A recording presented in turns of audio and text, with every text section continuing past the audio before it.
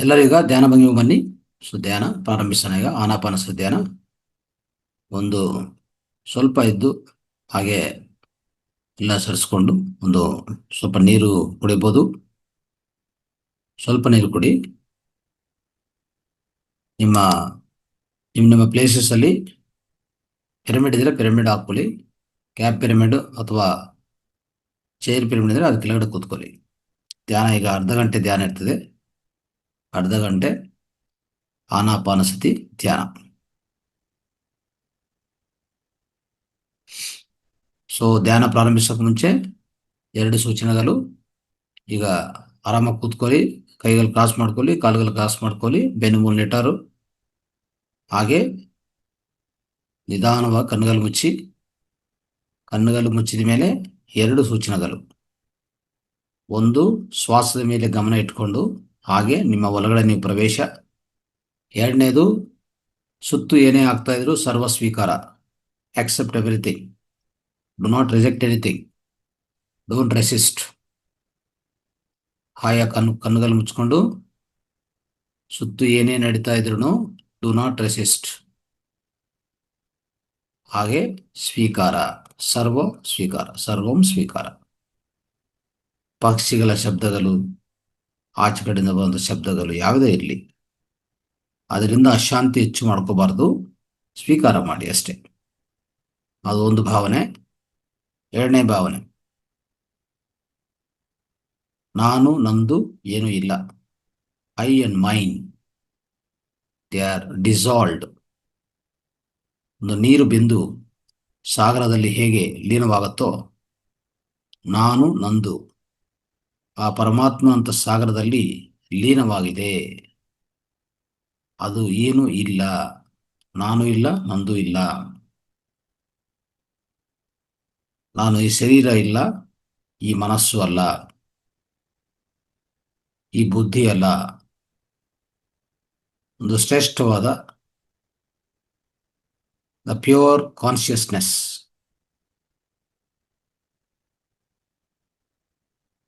ಒಂದು ಆತ್ಮ ಚೈತನ್ಯ ಪದಾರ್ಥ ನಾವು ಅಂತ ಭಾವನ ಇಟ್ಕೊಳ್ಳಿ. ಈ ಬಾಹ್ಯ ಪ್ರಪಂಚಕ್ಕಾಗಲಿ ಯಾವುದೇ ವಿಷಯಕ್ಕಾಗಲಿ ಸಂಬಂಧ ಇಲ್ಲ. ನಾನು ಆತ್ಮ, ಪರಿಪೂರ್ಣ ಆತ್ಮ ಚೈತನ್ಯ. ಆ ಭಾವನೆ ಇಟ್ಕೊಳ್ಳಿ ಒಳಗಡೆ. ಹಾಗೆ ಶ್ವಾಸದ ಮೇಲೆ ಗಮನ ಇಟ್ಕೊಳ್ಳಿ. ಶ್ವಾಸವನ್ನು ಗಮನಿಸ್ತಾ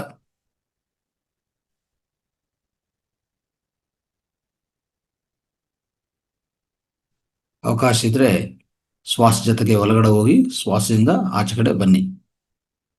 ಅಲ್ಲೇನು ಪ್ರಾಣಾಯಾಮ ಬೇಕಾಗಿಲ್ಲ. ಶ್ವಾಸ ಜೊತೆಗೆ ಶ್ವಾಸ ಹೇಗೆ ಒಳಗಡೆ ಹೋಗುತ್ತೋ, ಶ್ವಾಸ ಹೇಗೆ ಹೊರಗಡೆ ಬರುತ್ತೋ ಅದರ ಜೊತೆಗೆ ಪ್ರಯಾಣ ಮಾಡ್ಬೋದು ಸ್ವಲ್ಪ ಹೊತ್ತು. ತದನಂತರ ನಿಮ್ಮ ಗಮನವನ್ನು ಸ್ಥಿರೀಕರಣ ಮಾಡ್ಕೊಳ್ಳಿ. ಕೇವಲ ಮೂಗಿನ ಕೊನೆ ಭಾಗದಲ್ಲಿ ಶ್ವಾಸ ಹೋಗೋದು ಬರದ ಮೇಲೆ ಅದು ಹಾಗೆ ಹಾಗೆ ಆ ಶ್ವಾಸ ನಿಧಾನವಾಗಿ, ನಿಶ್ಚಲವಾಗಿ, ತುಂಬ ನೆಮ್ಮದಿಯಾಗಿ ಪ್ರಯಾಣ ಮಾಡ್ತಾ ಇರ್ತದೆ. ಅವಾಗ ನೀವು ಶೂನ್ಯದಲ್ಲಿ ಪ್ರವೇಶ ಮಾಡಿರ್ತೀರ. ಆ ಶೂನ್ಯದಲ್ಲೇ ಅಲ್ಲೇ ಗಮನ ಕೊಡ್ತಾ ಇರಬೇಕಾಗತ್ತೆ. ಆ ಶೂನ್ಯ ಜೊತೆಗೆ ಇರಬೇಕಾಗತ್ತೆ ಅಷ್ಟೇ. ನಾವು ಮಾಡ್ತಾ ಇರೋದು ಶೂನ್ಯ ಧ್ಯಾನನೇ. ಯಾವುದೇ ಮ್ಯೂಸಿಕ್ ಯಾವುದೇ ಇಲ್ಲ, ಕೇವಲ ಶೂನ್ಯ ಧ್ಯಾನ. ಈ ಕೊಟ್ಟಿರುವಂಥ ಸಲಹೆಗಳು ಪಾಲನೆ ಮಾಡಿ. ಶೂನ್ಯ ಧ್ಯಾನ ಮಾಡ್ತಾ ಹೋಗಿ.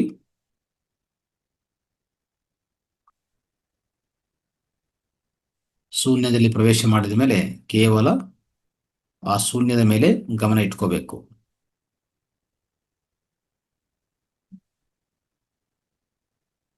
ಉಚ್ಛ್ವಾಸ ನಿಶ್ವಾಸ ಗಮನಿಸ್ತಾ ಇರ್ತೀವಿ.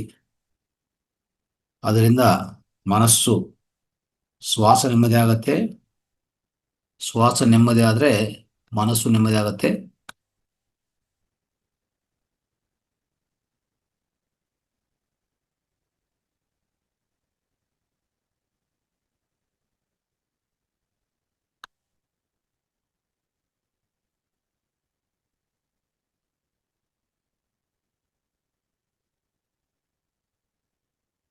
ಶ್ವಾಸವೇ ನಮ್ಮ ಶರೀರ ಆತ್ಮ ಮಧ್ಯದಲ್ಲಿರುವಂಥ ಒಂದು ಸಂಪರ್ಕವಾಗಿರೋದು. It's a bridge between the body and soul. That is the breath.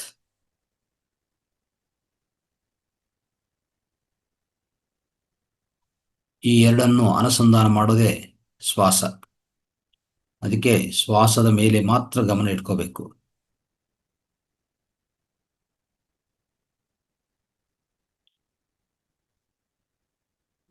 ನಾವು ಆತ್ಮ ಕಡೆ ಹೋಗೋದು ಕಷ್ಟ, ಆತ್ಮನು ಸೇರಿಕೊಂಡೋದು ಸಾಧ್ಯವಿಲ್ಲ. ಅದಕ್ಕೆ ಶ್ವಾಸ ಹೋಗುತ್ತೆ ಬರ್ತಾ ಇರ್ತದೆ. ಶ್ವಾಸ ಜೊತೆಗೆ ಹೋದರೆ ಖಂಡಿತ ನಾವು ಆತ್ಮನು ಸೇರ್ತೀವಿ. ಶ್ವಾಸದ ಮೂಲಕ ಶ್ವಾಸ ಜೊತೆಗೆ ಖಂಡಿತವಾಗಿ ಆತ್ಮವನ್ನು ಸಂಪರ್ಕ ಮಾಡಬಹುದು.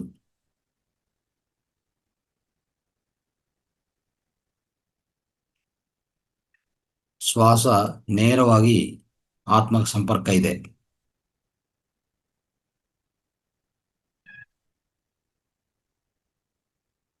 ಶ್ವಾಸ ಯಾವಾಗ ನೆಮ್ಮದಿ ಮಾಡ್ತೀವೋ ಆಲೋಚನೆಗಳು, ಮನಸ್ಸು ನಾಶನವಾಗತ್ತೆ, ನಿರ್ಮಲವಾಗತ್ತೆ, ನಿಚ್ಚಳವಾಗತ್ತೆ. ತದನಂತರ ಆತ್ಮ ಸಂಪರ್ಕ ತರಂತದೇ ಸಿಗತ್ತೆ. ಅದಕ್ಕೆ ಬೇಕಾಗಿರೋದು ಆ ಶ್ವಾಸವನ್ನು ಗಮನಿಸೋದು, ಶ್ವಾಸ ಜೊತೆಗೆ ಪ್ರಯಾಣ ಮಾಡೋದು. ಶ್ವಾಸ ಆತ್ಮಕ್ಕೆ ಅತಿ ಸಮೀಪದಲ್ಲಿರ್ತದೆ. ಅದಕ್ಕೆ ಶ್ವಾಸದ ಮೇಲೆ ಗಮನ ಯಾಕೆ ಮಾಡಬೇಕಂದ್ರೆ ಅದೇ ಒಂದು ಅದ್ಭುತವಾದ ನಿಶ್ಚಯವಾದ ಒಂದು ಕಾರಣ, ಮುಖ್ಯವಾದ ಕಾರಣ. ಇನ್ನು ಏನೇ ಮಾಡಿದ್ರೂ ಆತ್ಮ ಸಂಪರ್ಕ ಹೊಂದೋದು ಕಷ್ಟ.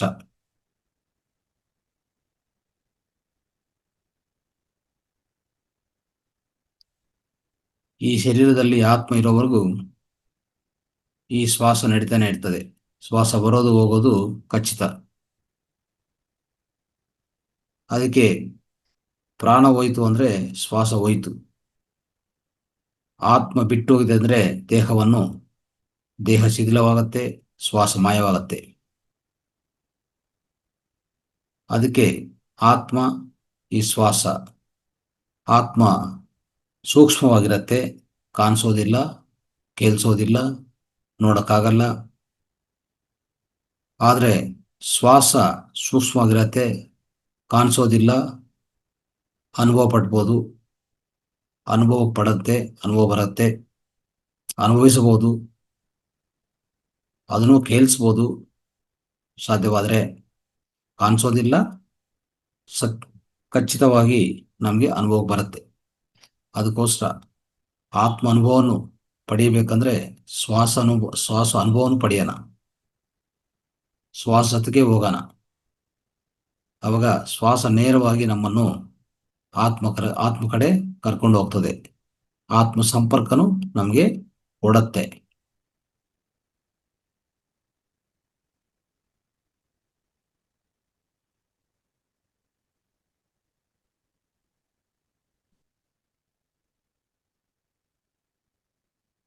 ಮುಕ್ಕುಲೋನಿ ಗಾಳಿ ಮುಕ್ತಿಗೆ ದಾರಯ ಅಂತ ವೇಮನವರು ಹೇಳ್ತಾರೆ. ನಮ್ಮ ಮೂಗಿಯಲ್ಲಿರುವಂತ ಆ ಗಾಳಿ, ಆ ಶ್ವಾಸವೇ ಮುಕ್ತಿಗೆ ದಾರೆಯ ಅಂತ ಹೇಳ್ತಾ ಇದ್ದಾರೆ ಯೋಗಿ ವೇಮನ.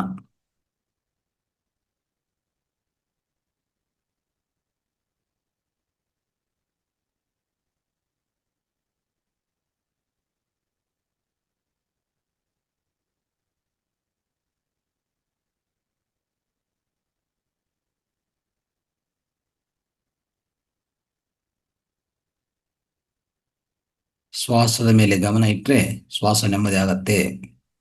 ಯಾವುದೇ ಒಂದು ವಿಷಯದ ಮೇಲೆ ಗಮನ ಕೊಡ್ತಾ ಇದ್ರೆ ಅದು ನಿಚ್ಚಳವಾಗತ್ತೆ. ಎಷ್ಟು ಸೂಕ್ಷ್ಮವಾಗುತ್ತೋ ಶ್ವಾಸ, ಮನಸ್ಸು ಸಹ ಅಷ್ಟೇ ಸೂಕ್ಷ್ಮವಾಗತ್ತೆ, ಅಷ್ಟೇ ನೆಮ್ಮದಿ ಆಗತ್ತೆ, ಅಷ್ಟೇ ನಿಚ್ಚಳವಾಗತ್ತೆ.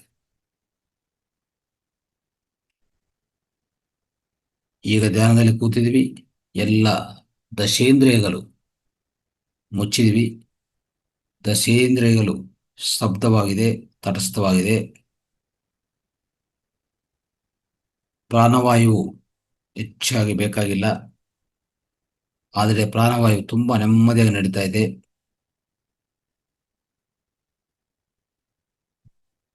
ಸುದೀರ್ಘವಾಗಿ ನಿಧಾನವಾಗಿ ನಡೀತಾ ಇದೆ, ಪ್ರತಿ ಜೀವಕನಿಗೆ ತಲುಪಿಸ್ತಾ ಇದೆ. ಈಗ ಪ್ರಾಣವಾಯುವನ್ನು ಹೆಚ್ಚಾಗಿ ತಗೊಳ್ತಾ ಇಲ್ಲ, ಯಾಕಂದ್ರೆ ಸ್ಥಿರ ಸುಖ ಆಸನ, ದೇಹ ಸ್ಥಿರವಾಗಿದೆ, ಸ್ತಬ್ಧವಾಗಿದೆ, ಮನಸ್ಸು ಸ್ತಬ್ಧವಾಗಿದೆ, ತಟಸ್ಥವಾಗಿದೆ. ಪ್ರಾಣವಾಯುವಿಂದ ಹೆಚ್ಚು ಉಪಯೋಗ ಏನಿಲ್ಲ. ಈ ಸಮಯದಲ್ಲಿ ನಿಧಾನವಾಗಿ ತಲೆ ಮೇಲಭಾಗಿರುವಂಥ ಕೊನೆಯ ಭಾಗಿರುವಂಥ ಸಹಸ್ರ ಚಕ್ರ ಬ್ರಹ್ಮರಂಧ್ರ ತೆರೆಯತ್ತೆ, ಓಪನ್ ಆಗತ್ತೆ. ಪ್ರಾಣಶಕ್ತಿ ಮೂಗಿಯಿಂದ ತಗೊಂತಾ ಇಲ್ಲ ಅಂದ್ರೆ ನಮಗೆ ಬೇಕಾಗಿರುವಂಥ ಪ್ರಾಣಶಕ್ತಿ ಈಗ ಬ್ರಹ್ಮರಂಧ್ರದಿಂದ ವಿಶ್ವಶಕ್ತಿ ಮುಖಾಂತರ ಒಳಗಡೆ ಪ್ರವೇಶ ಮಾಡುತ್ತೆ. ಅದನ್ನೇ ಪ್ರತ್ಯಾಹಾರ ಅಂತ ಕರಿತೀವಿ.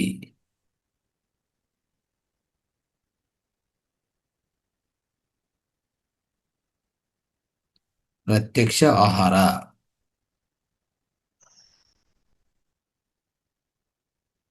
ಪ್ರತ್ಯಾಹಾರ ಅಪೋಸಿಟ್ ಫುಡ್.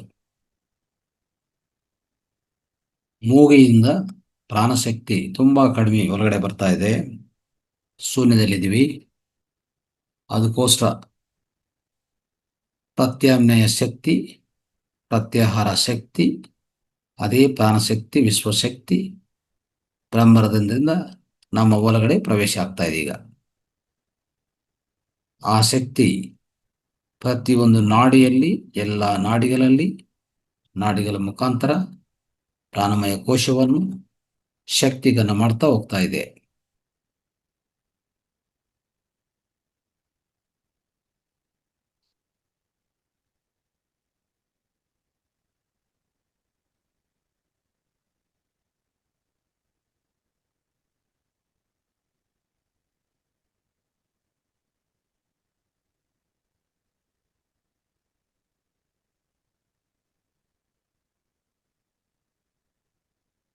ಅದ್ಭುತವಾದ,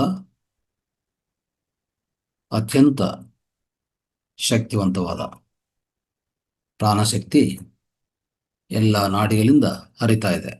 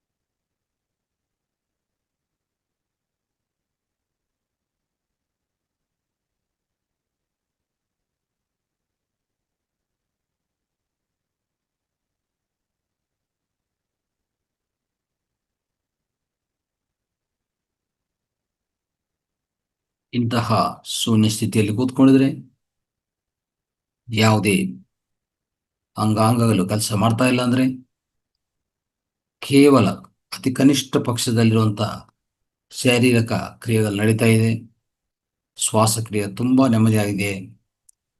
ಇದೇ ಸ್ಥಿತಿಯಲ್ಲಿ, ಈ ನಿರಾಹಾರ ಸ್ಥಿತಿಯಲ್ಲಿ, ಈ ಶ್ವಾಸಾಹಾರ ಸ್ಥಿತಿಯಲ್ಲಿ, ಈ ವಿಶ್ವಾಹಾರ ಸ್ಥಿತಿಯಲ್ಲಿ ಎಷ್ಟು ವರ್ಷಗಳು ಬೇಕಂದ್ರೆ ನಿಮ್ಮ ಸ್ಥಿತಿಯನ್ನು ಸಾಗಿಸಬಹುದು. ಅದೇ ಧ್ಯಾನ ಸ್ಥಿತಿಯಲ್ಲಿ ಎಷ್ಟೇ ವರ್ಷಗಳು ಬೇಕಂದ್ರೂ ಸಾಗಿಸಬಹುದು. ಇದನ್ನೇ ನಿರಾಹಾರ ಸ್ಥಿತಿ, ನಿರ್ಗುಣ ಸ್ಥಿತಿ, ನಿಶ್ಚಲ ಸ್ಥಿತಿ, ನಿರ್ಮೋಹತ್ವ ಸ್ಥಿತಿ.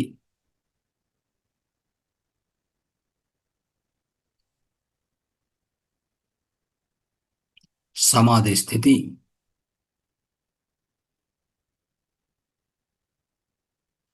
ಪರಮೋನ್ನತ ಸ್ಥಿತಿ, ಪರಮಾತ್ಮನ ಸ್ಥಿತಿ, ನಿತ್ಯಾನಂದ ಸ್ಥಿತಿ, ಸಚಿದಾನಂದ ಸ್ಥಿತಿ, ಬ್ರಹ್ಮಾನಂದ ಸ್ಥಿತಿ,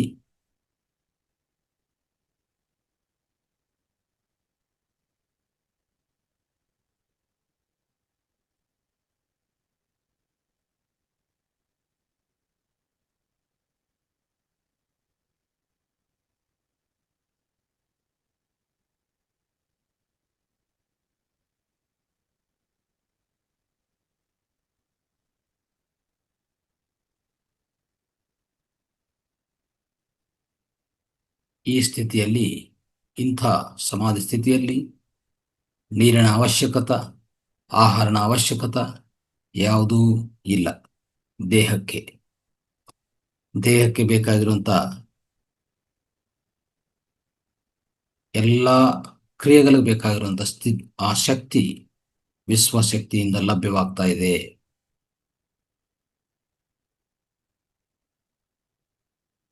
ಆ ವಿಶ್ವಶಕ್ತಿಯಿಂದ ನಮ್ಮ ಗಂಟಲ ಭಾಗದಲ್ಲಿ ಈ ಸಮಾಸ್ಥಿತಿಯಲ್ಲಿ ಅಮೃತ ಬಿಂದುವು ಉತ್ಪನ್ನ ಆಗತ್ತೆ. ಅದೇ ನಮ್ಮ ಆಹಾರ.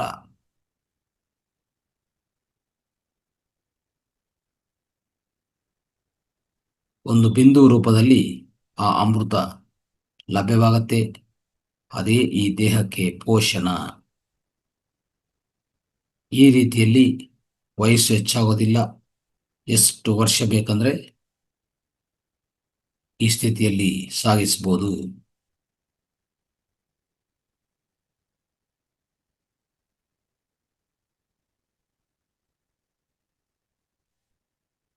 ಎಲ್ಲ ಜೀವಕೋಶಗಳು, ಜೀವಕಣಗಳು ನಿತ್ಯ ಯೌವನವಾಗಿರುತ್ತೆ.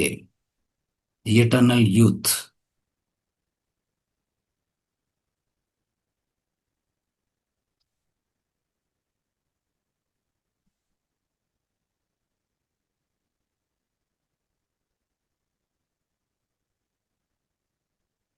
This process leads to physical immortality. This is called physical immortality.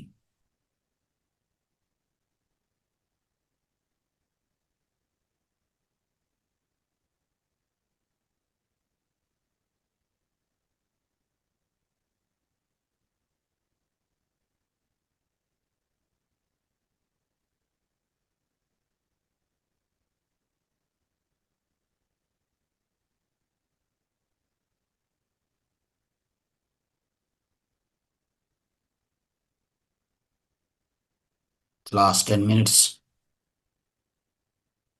Be with your emptiness. Be within yourself. ನಿಮ್ಮ ಆಳವಾದ ಸ್ಥಿತಿಯಲ್ಲಿ ಹಾಗೆ ಇರಿ. ಆಳವಾದ ಸ್ಥಿತಿಯಲ್ಲಿ ಆ ಶೂನ್ಯತ್ವ ಜೊತೆಗೇರಿ. ಆ ಶೂನ್ಯವೇ ನಾವು. ಆ ಶೂನ್ಯತ್ವವೇ ನಮ್ಮ ನಿಜವಾದ ಸ್ವರೂಪ.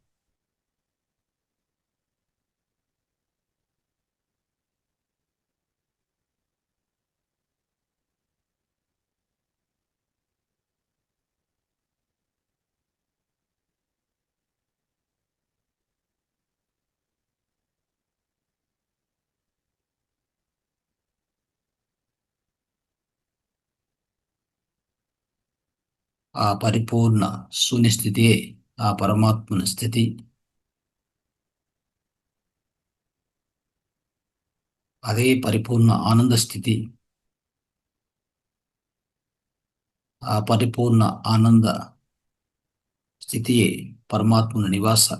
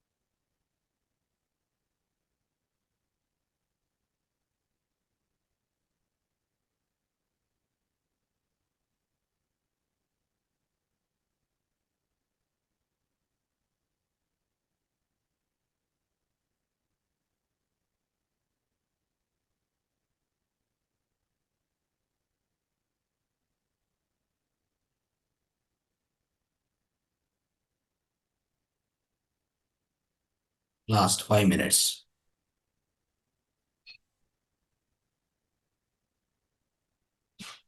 5 ನಿಮಿಷ ಕಾಲ.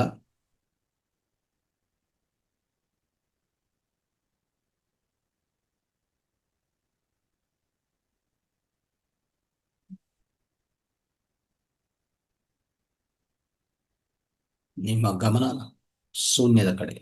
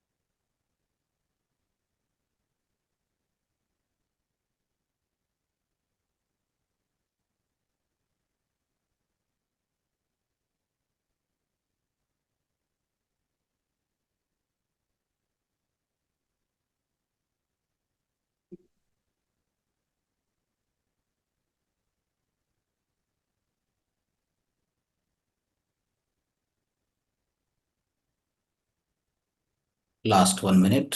ಕೊನೆಯದಾಗಿ 1 ನಿಮಿಷ ಕಾಲ.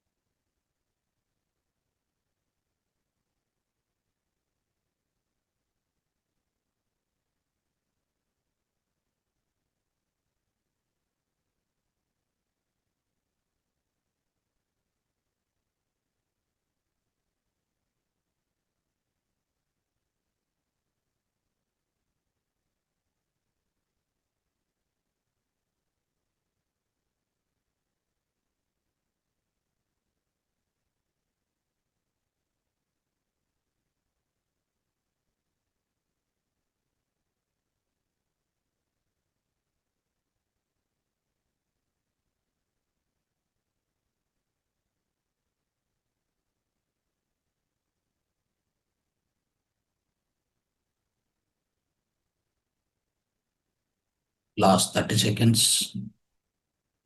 ಕೊನೆಯದಾಗಿ 30 ಸೆಕೆಂಡ್ ಕಾಲ ನಿಧಾನವಾಗಿ ದೇಹ ಎಚ್ಚರಿಕೆಗೆ ಬರ್ತಾ ಇರಿ. ಯಾರು ಕಣ್ಣು ತೆರೆಯಬಾರದು.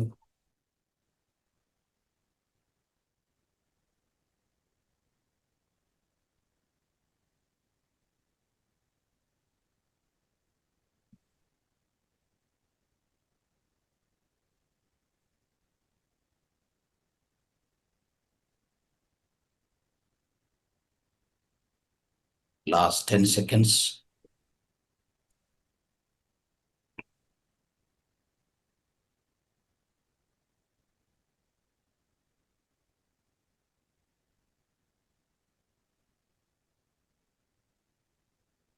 Last 5 seconds.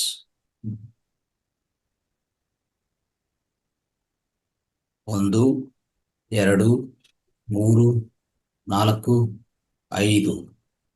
ಈಗ ಎಲ್ಲರನ್ನು ಎರಡು ಕೈಯಲ್ಲಿ ತೆಗಿತಾ ಕಣ್ಮೇಲೆ ಮುಚ್ಕೊಳ್ಳಿ. ಎರಡು ಹಸ್ತಗಳನ್ನು ಕಣ್ಣುಗಳಿಗೂ ಸ್ಪರ್ಶ ಮಾಡಿ. Gently touch your eyes for 5 seconds. ಹಾಗೆ ಇಟ್ಕೊಳ್ಳಿ. 1, 2, 3, 4, 5. ಈಗ ನಿಧಾನವಾಗಿ ಕೈಗಳು ತೆಗಿತಾ ನಿಧಾನವಾಗಿ ಕಣ್ಣುಗಳು ತೆರೆಯಬಹುದು.